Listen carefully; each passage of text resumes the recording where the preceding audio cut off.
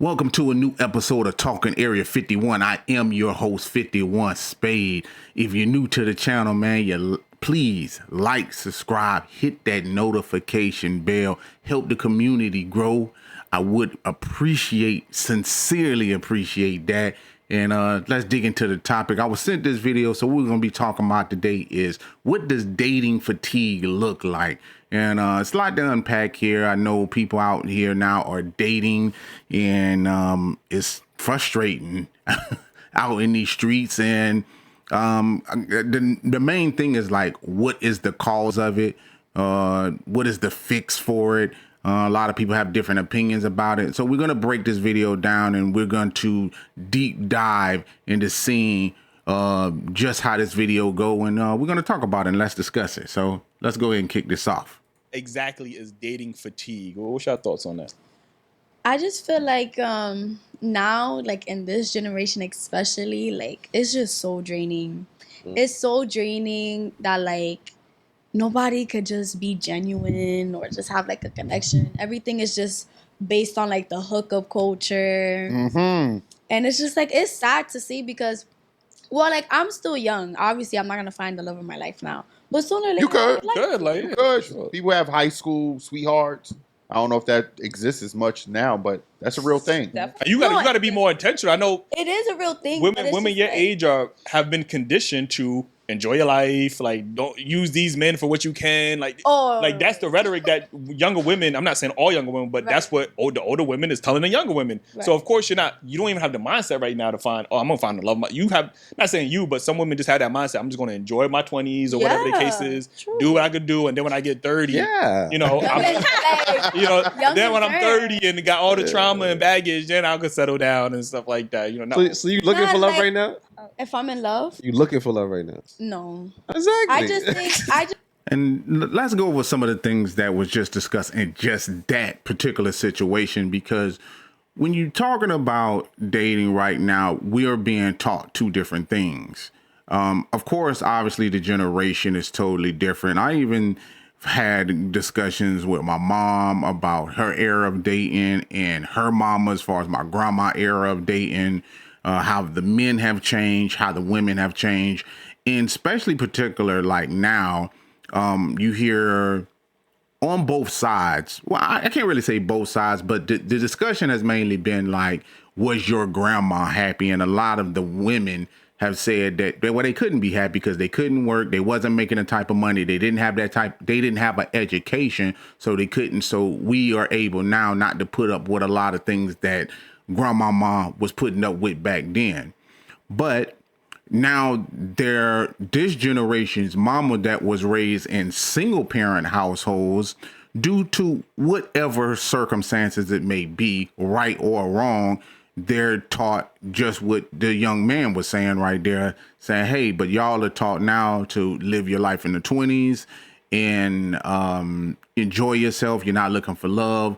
The hookup culture, like she said, and people are not genuine. And that's probably one of the most frustrating things now, because I'm a firm person of honesty is the best policy.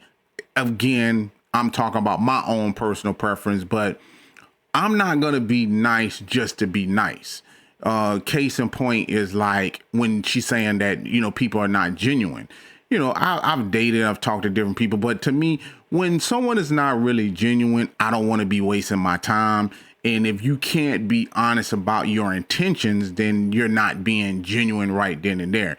As far as like hooking up, of course, like now we're in a sexualized society. I mean, let's be honest. Like you turn on Instagram, you see the Instagram models, you got OnlyFans models. Everybody's overly sexualized, and that's probably one of the biggest things, because people are not really looking for a relationship. They're looking more to be hooked up.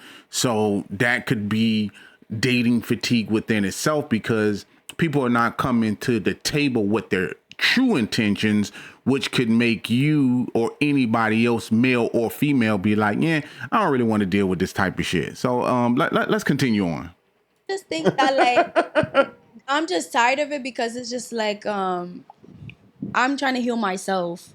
I can't get into a relationship if I'm not healed, you know? Because it takes two to tango. Like, yeah, like a nigga might bring baggage and like he might be toxic, but I might be just as toxic too. So it's just like, I don't want that, you know? So once I am healed or healing and in a better place. What you healing from? Like trauma, like it's people true. go through stuff for real. Like, Okay, all right. I mean, You think she ain't going through stuff? You think because she got just a pretty face here? Like, that's what I'm saying. can't have no like, trauma. What you going through? I say her talk about how she grew up. That's what I'm saying. Like How she grew up in a 2-parent household. That don't mean shit. That don't mean right. That don't mean that's a different generation. That's a different generation. And I'm gonna be real with y'all. I'm Unc, man. So in this generation, that's kind of crazy to me is their take on life. I was a latchkey kid growing up, and to be perfectly honest with me, you could have dropped us off in the middle of nowhere. We could find our way home without a phone, GPS, or anything like that. But now I feel like, and it's my own personal opinion, a lot of this generation is super sensitive to everything. Which I'm alluding to what she's talking about as far as trauma. And that's why the man asked a question like, what kind of trauma are you going through? And I get it. I'm not saying that people don't go through things, but when you're alluding to the fact of it being trauma, I would want to know what that trauma is by you being so long. You haven't been on this earth not that long. She looks super young. I don't know her ultimate age of how old she is, but she's in her early 20s. How much trauma could you catch at that point in time? Not saying it's impossible. Definitely not saying that because I don't know the young lady's circumstances, but it's like, how much trauma is it everybody? Because even now when you go to, let's say, let's unpack what she said, like different things that I'm trying to heal myself. So you have trauma already at the young age of in your 20s. Let's just say you're in your 20s. So now it's like the household could be that, parents, it could be that. And then what after that? Were you sexually assaulted? Like there's things that could be on a high end that you could have trauma from. But I would want that to kind of be explained. But the other thing is just, I feel like now that people just don't know how to talk to each other. You don't know how to communicate, and everything is sensitive. Like everything hurts a person feeling. People on social media. And to me, social media is at the very, very top of that list because now it has the generation to the point where they can't express their feelings. They don't know how to cope with their feelings. Everyone is in their feelings. They don't know how to talk it out. A lot of fights have ensued. Violence have ensued. People are very violent, aggressive because their feelings are hurt. You have mass shootings and things that's going on. And what's so crazy is too, I was talking to this guy not too long ago when he was even just talking about music and the way that the music is and the culture of how it is now and how disappointed he is, especially as far as like our culture. And he was like, you know what, man, even though I do like rap and hip hop and stuff like that, he was like, I will say that I feel like, you know, is black people, black and brown people, we have got away from the church. I thought about that, what he was saying, and I was like, at first, you know, I sat with it, then I was like, he could have a point because now people are reading self-help books. They're going to therapists. And the only thing that's being taught to you is don't worry about the other person. Don't let this person in your space. You need to look out for you. But no one in this world can do things by themselves. That's first and foremost. You can't do it by yourself. So if it's just you on an island and you're fixing yourself and you don't even know how to communicate or be in a relationship to help each other grow and you only focus on you, how far do you really expect to get? That would be my question. I don't know. Y'all let me know. Let's dig a little more deeper. But yeah, like, you know, I'm just trying to heal myself as a person. And then, you know, when I find that person comes find me, then, you know, we could connect and... You shoot your shot? Oh, I shoot my shot all the time. Okay. Wow, what the? Yeah, I stopped doing that. No.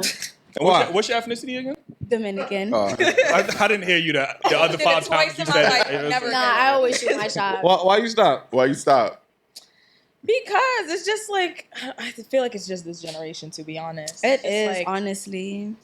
there's a lot of men now that just wants to be chased. If I say something to you, you already know I'm interested. I don't need to chase you. Like, you're a female. Like, the feeling should be mutual. If it's not, say that so I don't waste my time. Right. Do you think women should be chased though?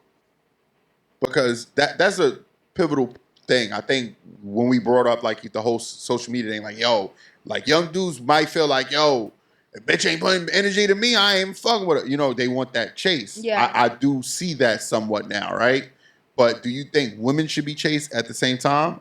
To a certain extent. Yeah. Yeah, because I feel like some women just be doing too much. Like, okay, girl, he already said that he want to do this with you, do this, and you're like playing cat and mouse. Like, what is it? I think the karma, and I think it's a good thing to have the cat and mouse situation. And I don't think it's a woman thing or a man thing. I think, you know, she can only speak from the standpoint that she's talking about because she is a female. And I have heard that and I've seen it with my own eyes and I've even experienced. But a lot of times it's going back to what I was saying about being genuine. And now I think, now I can only speak for a man, so I can only speak for myself. There's a lot of women that just do too much. You know what I'm saying? Like, once the man says that he like you, he feeling you, and you continuing to chase, and it's not being reciprocated, if he stops calling or texting you, what did you expect that's going to happen? And sometimes I feel like you have to get it out of the fairy tale land. And I do understand what the young man is saying, because a lot of men have took that stance. It's like, some women...